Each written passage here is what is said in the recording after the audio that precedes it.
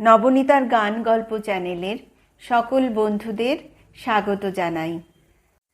আজ আমি শোনাব শীর্ষেন্দু মুখোপাধ্যায়ের লেখা একটি গল্প, নাম ইচ্ছে। দেশলাইয়ের কাঠির অর্ধেকটা ভেঙে দাঁত খুঁচিয়েছিল কখন। বিড়ি ধরাতে গিয়ে সাঁটুলাল দেখে খোলের মধ্যে সেই শিবরাত্রির সলতে আধখানা বারুদমুখো কাঠি দেমাক দেখিয়ে পড়ে আছে। আজ চৈত্রের হাওয়া ছেড়েছে খুব। কাল বৃষ্টি গেছে কফোঁটা, কিন্তু আজই তেজালো রোদ আর খড় নাড়ার মতো শুকনো হাওয়া দিচ্ছে দেখো। হাওয়ার থাবায় এক ঝটকায় কাঠির মিনমিনে আগুন নিভে যাবে। যদি তাই যায় তো আরও 4 পথ বিন বিড়িতে হাঁটো। তারপর হাজারির দোকানের আগুনে দড়িতে বিড়ি ধরিয়ে নেওয়া যায়, কিন্তু অতক্ষণ বিড়ি ছাড়া হাঁটা যায়? মুখে থুতু আসবে, বুক আঁকুপাকু করবে, কি নেই মনে হবে। সাঁটুলাল দেশলাইয়ের বাক্সটা নাড়ে। ভিতরে টুকটুক শব্দ করে আধখানা কাঠি দেমাগ ভরে নড়ে চড়ে।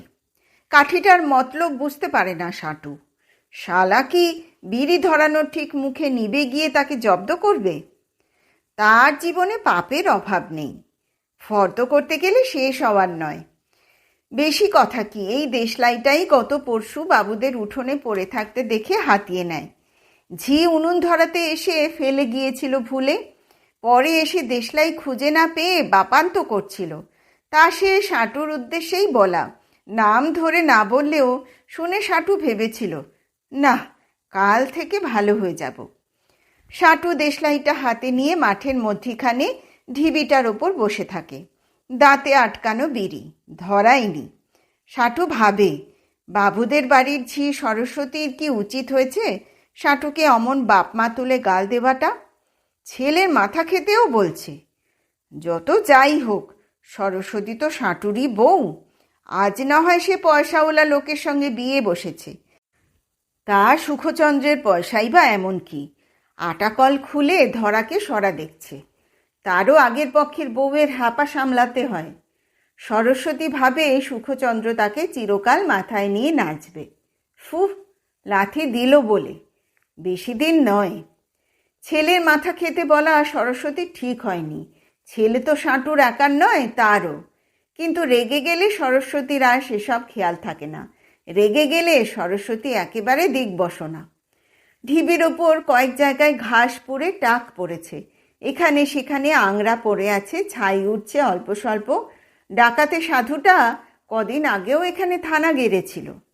আজকাল সাঁটুলালের খুব ইচ্ছে হয় কারো কাছে গিয়ে মনের দুঃখে সব কথা উজাড় করে বলে। তার দুঃখ ঝুড়ি ভরা। সাধুর খোঁজ পেয়ে একদিন সন্ধেবেলা চলেও এসেছিল সাঁটুলাল। সাধুটা নাকি ভীষণ তেজালো, শুল চিমটে কিংবা ধুনি থেকে জ্বলন্ত কাঠ নিয়ে লোককে তাড়া করে। তার তেজালো সাধুই সবার পছন্দ, সাঁটুরও।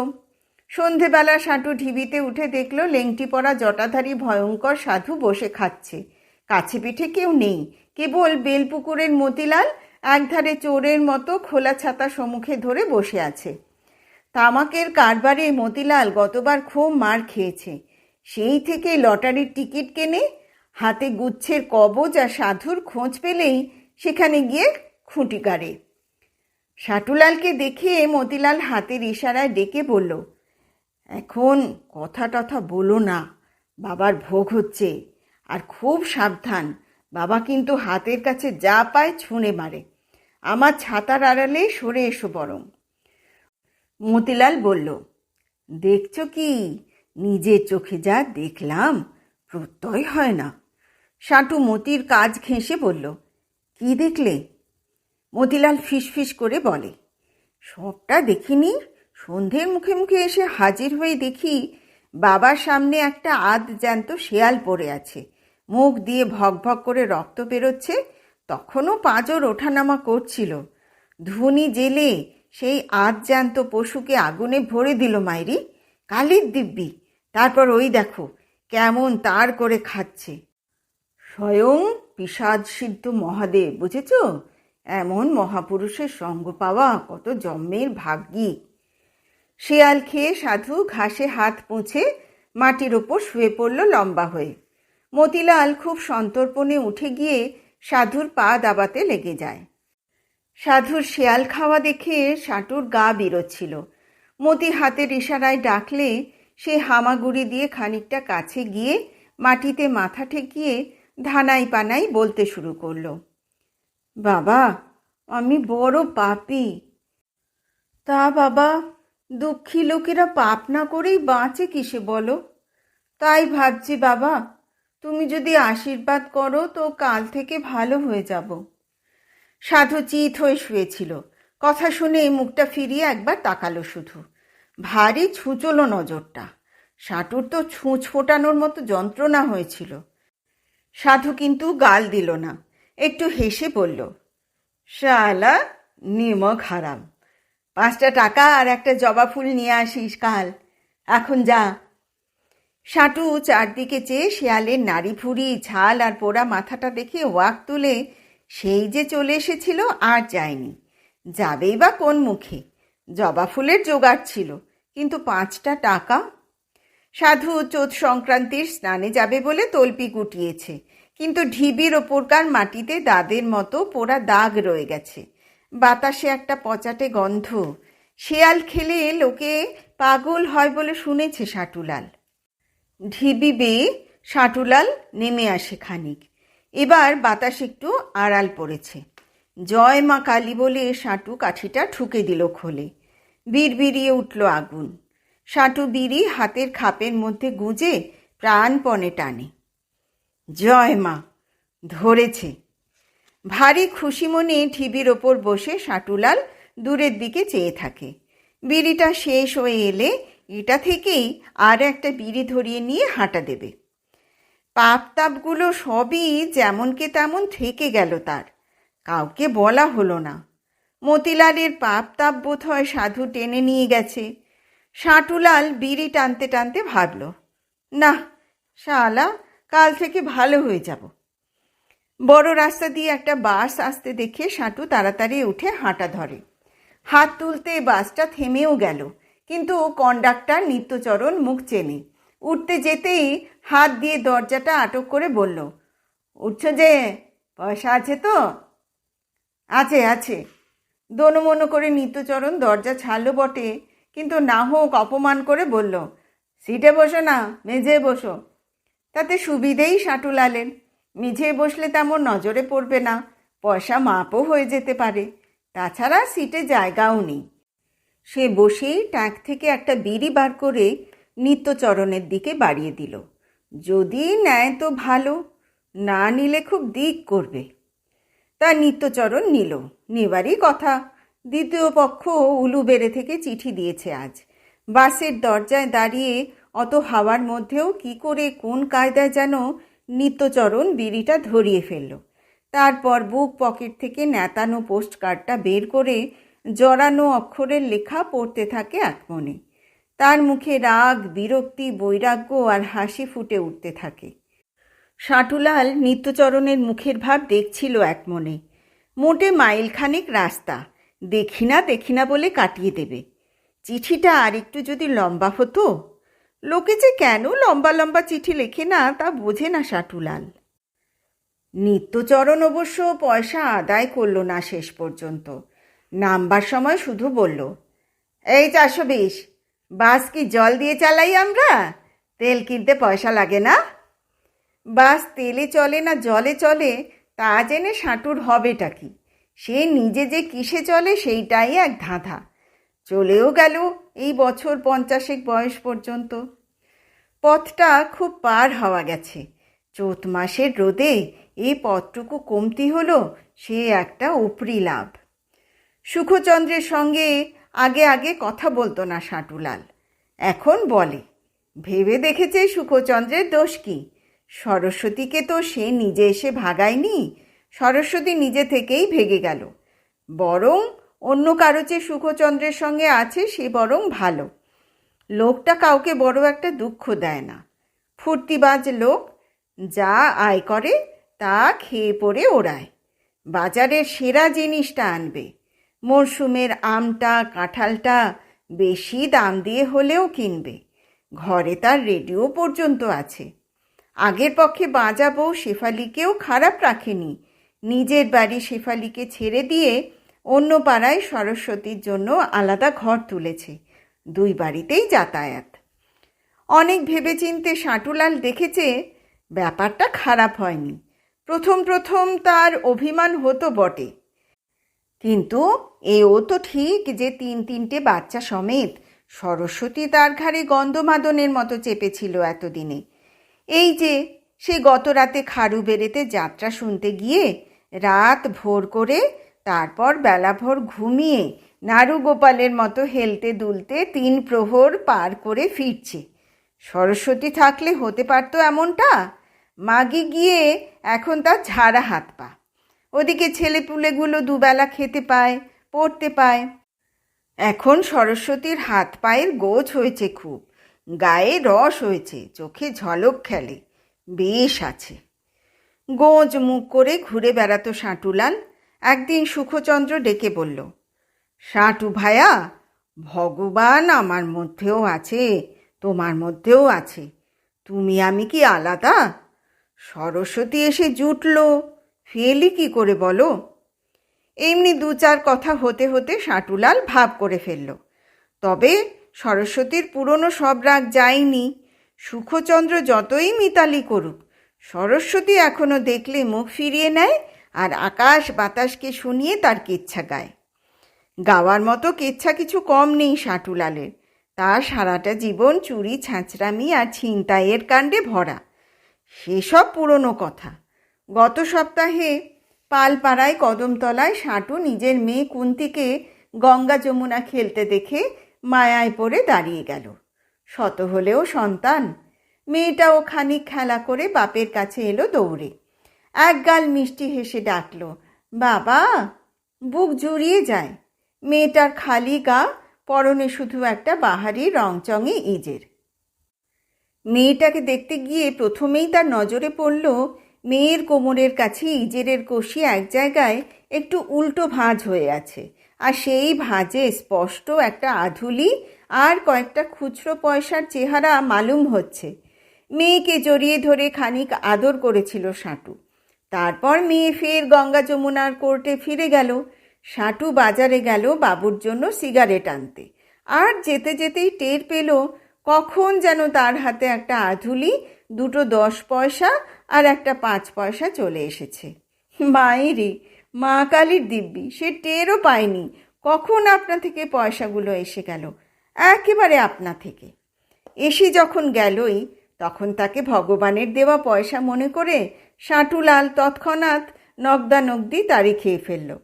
বাবুর বাড়ির ফটকে তৈরি হয়েই দাঁড়িয়েছিল সরস্বতী, আর তার গা ঘেঁষে কুন্তি। আর যাবে কোথায়?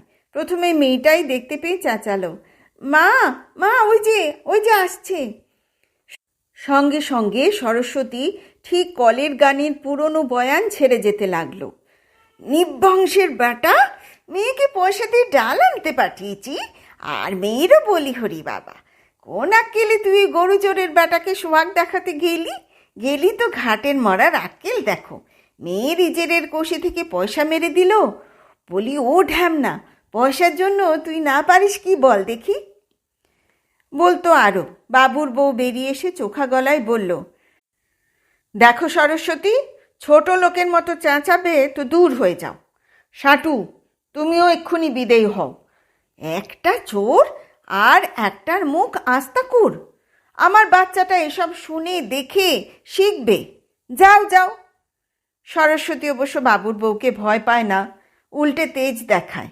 কিন্তু সেদিন আর বাড়াবাড়ি করেনি, শুধু শাসিয়ে রেখেছিল আটা চাক্কির বিষেকে দিয়ে মার খাওয়াবে। সেদিনই সন্ধ্যের মুখে বিষে সাঁটুকে ধরে দোকান ঘরের পিছনে আবডালে টেনে নিয়ে দিল ঘা কতক। আরও দিত।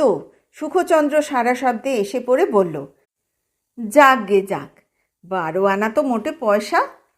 কিন্তু সুখচন্দ্র মাপ করে তো সরস্বতী করে না। সে কোমরে হাত দিয়ে দাঁড়িয়ে বলল, মুখ দিয়ে রক্ত বেরোবার পর ছাড়া পাবে। সাঁটুলাল সরস্বতীর পা ধরতে উবু হয়ে বসে পড়ল, কাল থেকে আর হবে না। সাঁটুলাল নিজেকে আজও জিজ্ঞেস করে, পয়সাটা কি সত্যিই মেরেছিল সাঁটু? সাঁটু শিউরে উঠে বলে, মাইরি না, মা কালীর পা ছুঁয়ে বলতে পারি, শালার পয়সাগুলোই ফক্কর, বুঝলে?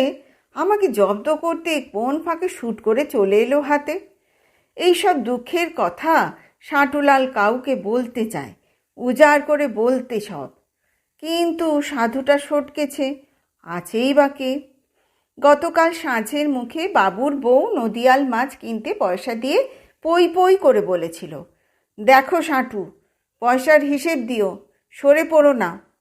সাঁটুলাল মনে মনে দিব্যি কেটেছিল, আর নয়, এবার মানুষ হতে হবে, 5 জনের কাছে দেখানোর মতো মুখ চাই। পয়সাটা ফেরত দিত সাঁটু যদি সে নিজে ফিরত। হলো কি গ্রহের ফের? বাজারে গিয়ে দেখলো নদিয়াল মাছ ওঠেনি, কয়েকটা ন্যাটা চ্যাং মাছ উঠেছে যা বাবুরা খায় না। পয়সা নিয়ে ফিরেই আসছিল, তেমনি সময়টায় হরগোবিন্দ খবর দিল খারু বেড়ে যাত্রা হচ্ছে। যাবে নাকি সাঁটুলাল? আগু পিছু ভাবনা সাঁটুলালের কোনো কালেই ছিল না। চাঁদনি রাত, ফুরফুরে হাওয়া দিচ্ছিল, বাবুর বাড়িমুখো হতে আর ইচ্ছে হলো না তার। মনে মনে ভাবল, আজকের রাতটাই শেষ, পাপ তাপ করে নি, কাল থেকে মাইরি, কাল থেকে ভালো হয়ে যাব একবারে। এই ভেবে তাড়ি খেয়ে নিল প্রাণ ভরে। তারপর খারুবেড়ের রাস্তা ধরল। আজ তাই ফিরতে একটু লজ্জা লজ্জা করছে তার। সরাসরি গিয়ে ঢুকে পড়লে বাবুর বউ বড় চেঁচামেচি করবে। সাঁটুলাল তাই বাজারের দিকে আটা চাক্কির দোকানে গিয়ে উঠে বলল, কী খবর হে সুখচন্দ্র, ভালো তো? সুখচন্দ্র বেশ মানুষ, মুখে একটা নির্বিকার ভাব। ঝড় হোক ভূমিকম্প হোক, সুখচন্দ্রের মুখে কোনো শুকনো ভাব নেই। বলল, ভালো আর কই, কাল থেকে নাকি তুমি হাওয়া? বাবুর বাড়িতে খুব চেঁচামেচি হচ্ছে, যাও। যাচ্ছি বলে সাঁটুলাল বেঞ্চিতে বসে পড়ে। বিষে চাক্কি চালাচ্ছিল, আটা উড়ছে ধুলোর মতো চারদিকে। হুড়ো দিয়ে বলল, যাও যাও, কাজের সময় বসতে হবে না। সাঁটুলাল দাঁত খেঁচিয়ে বলে, তুমি কে হে? যার দোকান সে কিছু বলে না, তোমারও তো ফোঁপর দালালি কিসের?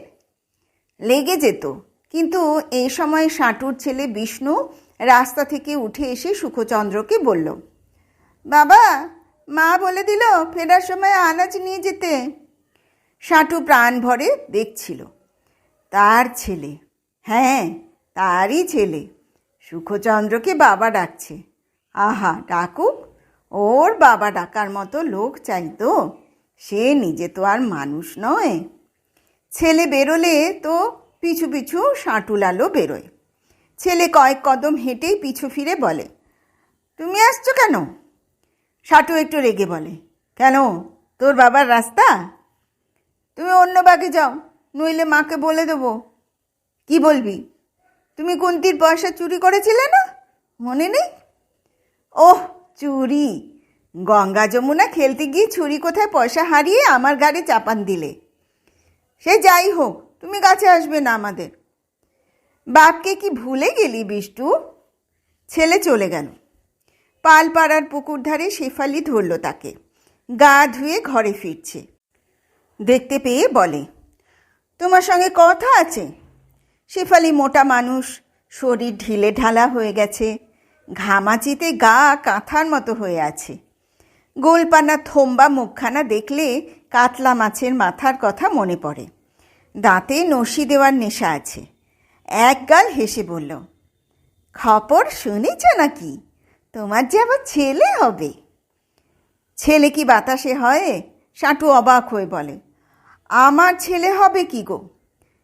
ওই হলো তোমার বউয়ের। সাঁটু লজ্জা লজ্জা মুখ করে বলল, কি যে বলো বৌঠান। বলছি বাপু, শুনে রাখো।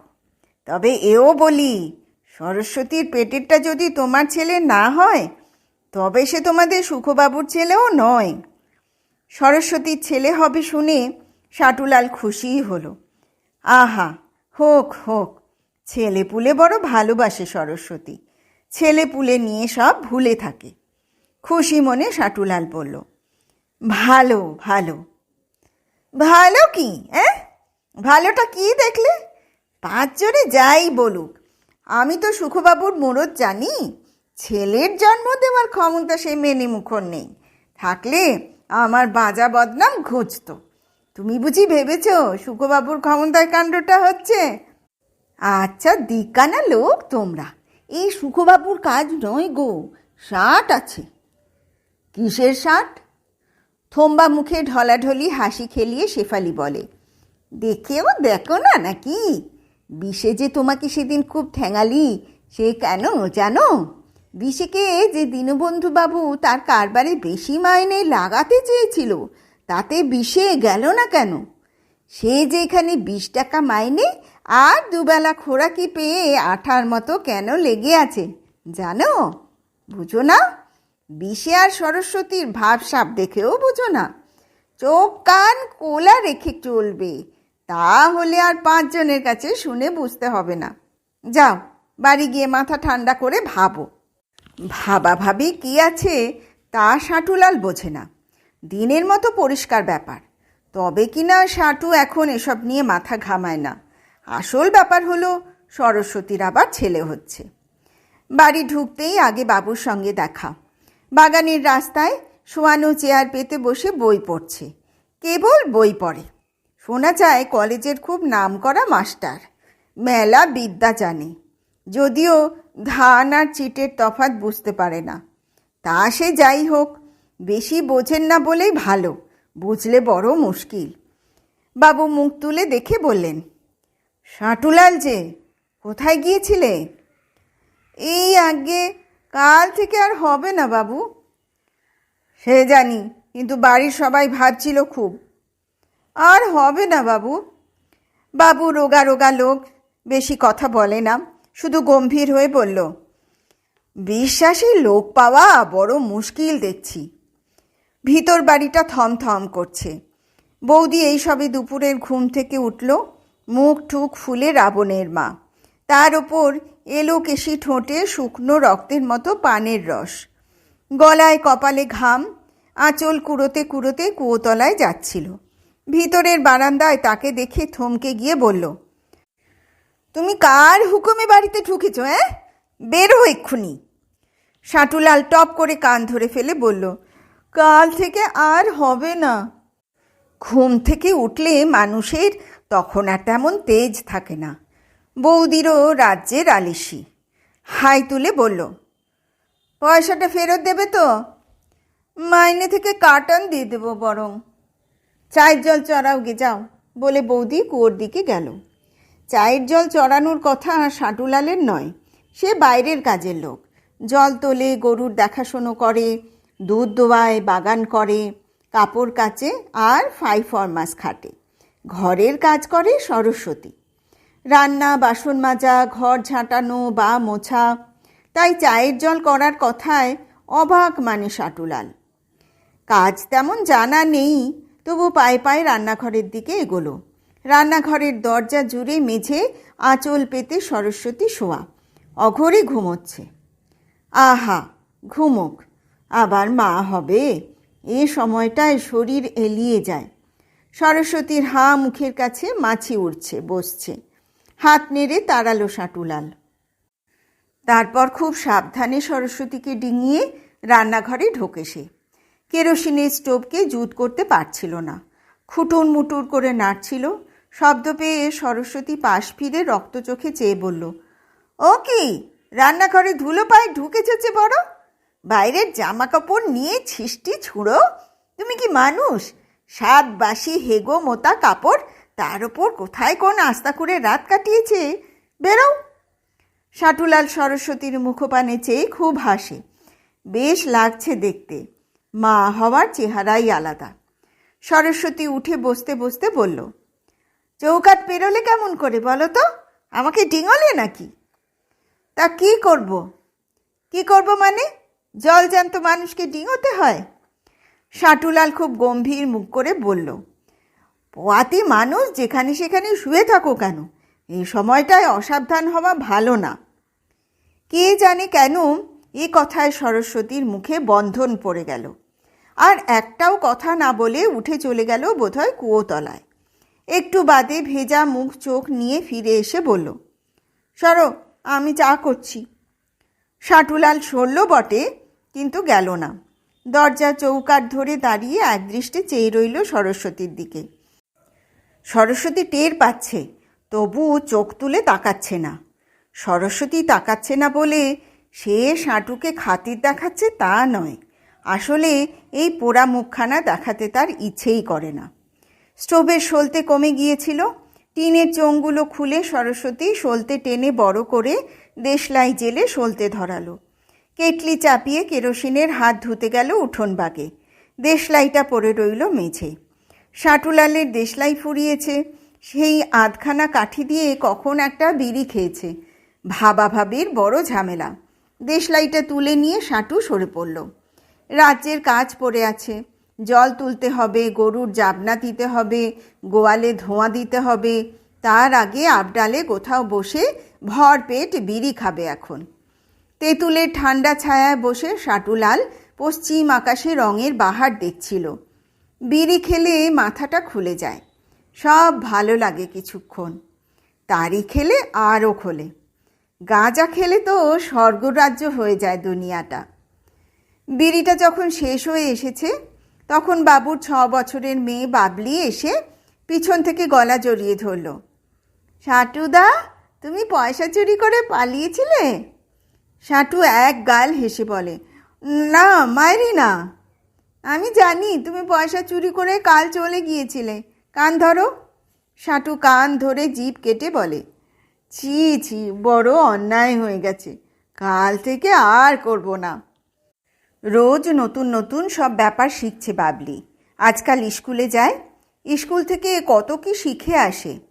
যেমন এখন বাবলি একটা শুকনো গাছের ডাল কুড়িয়ে এনে বলে, হাত পাতো। সাটু হাত পাতে। বাবলি দুর্বল হাতে গাছের ডালটা দিয়ে সাটুর হাতে মারে, বলে, আর করবে? না গো। নীল ডাউন হও। সাটু নীল ডাউন হয়। আর কি করবে ভেবে না পেয়ে বাবলি বলে, আচ্ছা হয়েছে, মেরেছি তো, শাস্তি দিয়েছি তো, এসো এবার আদর করি। বলে কাছে এসে বাবলি সাটুর মাথাটা নিজের কাঁধে চেপে ধরে চুলে হাত বুলিয়ে বলে, ষাট ষাট ষাট। লেগেছে সাটুদা? বড় যন্ত্রণা হলো সাটুর বুকটার মধ্যে। এক পুকুর জল উঠে আসতে চায় চোখে। মাথা নেড়ে বলে, না না, লাগেনি।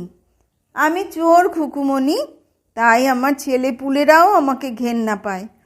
তুমি রোজ মেরো আমাকে, বুঝলে?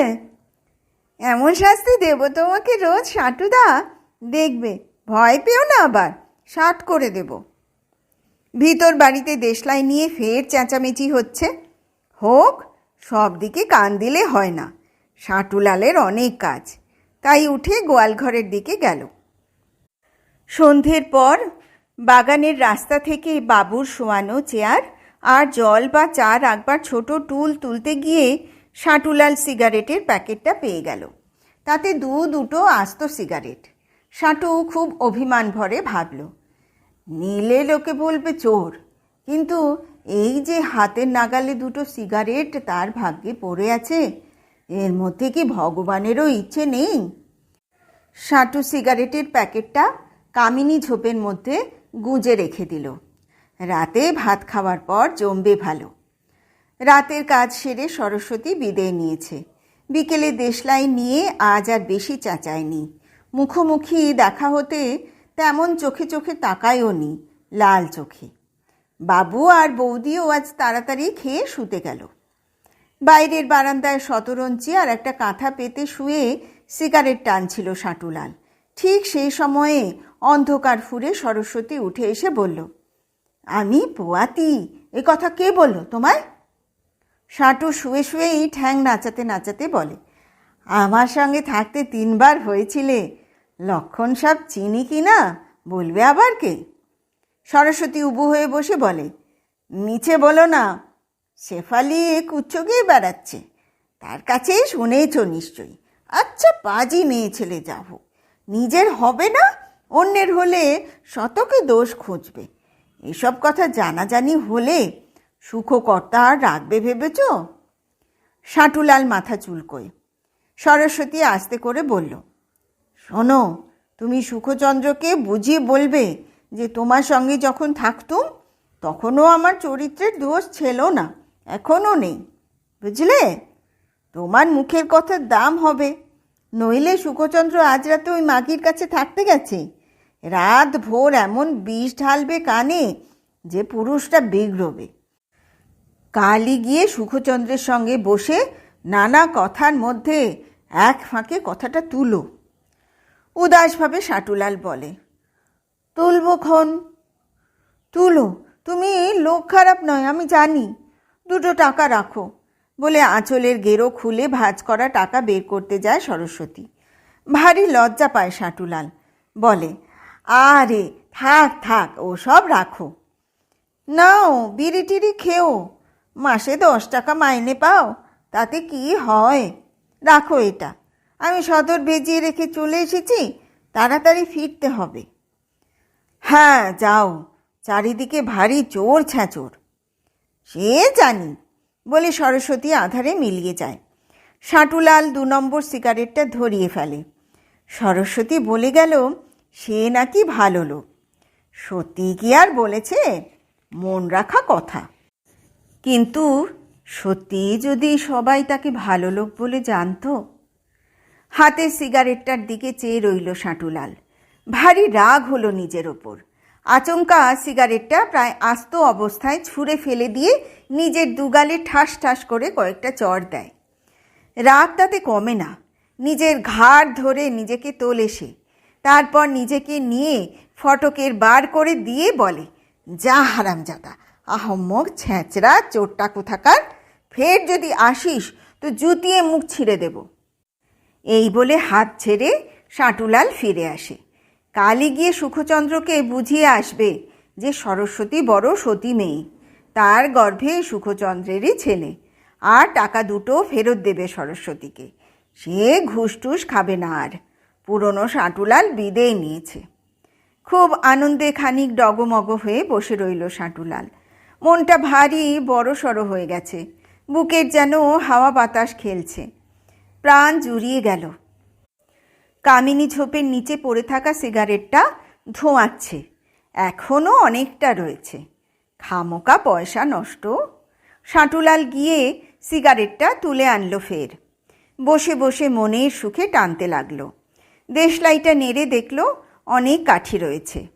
বাঁ ট্যাকে সরস্বতীর দেওয়া টাকাটা। সাঁটুলাল ভাবল, এই শেষ পাপ তাপ বাবা, কাল থেকে ভালো হয়ে যাচ্ছি।